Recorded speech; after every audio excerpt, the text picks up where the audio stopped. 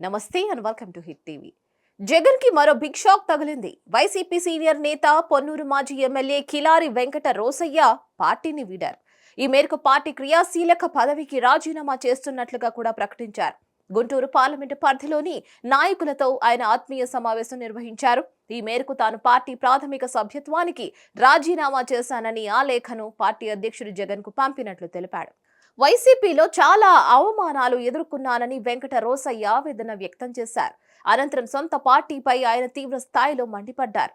కొంతమంది పెద్దలు సొంత నిర్ణయాలతో పార్టీని నడిపిస్తున్నారని బాంబులు పేల్చారు.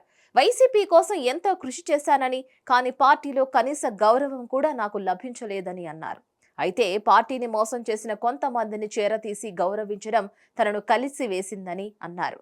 పొన్నూరు నియోజకవర్గాన్ని ఎంతో అభివృద్ధి చేశానని, కొంతమంది చెప్పుడు మాటలు విని పార్టీ అధినేత టికెట్ ఇవ్వలేదని, అన్ని విధాలుగా పార్టీలో అవమానాలను ఎదుర్కొన్నానని అంటూ చెప్పుకొచ్చారు. కాగా కిలారి రోసయ్య 2019 ఎన్నికల్లో వైసీపీ నుంచి పొన్నూరు ఎమ్మెల్యే అభ్యర్థిగా పోటీ చేశారు. ఈ ఎన్నికల్లో టీడీపీ నేత నరేంద్రపై గెలిచి రికార్డు సృష్టించారు. అయితే 2024 ఎన్నికల్లో వైసీపీ నుంచి ఎమ్మెల్యే టికెట్ ఇవ్వలేదు. కానీ ఎంపీగా బరిలో దిగినప్పటికీ ఓటమి పాలయ్యారు.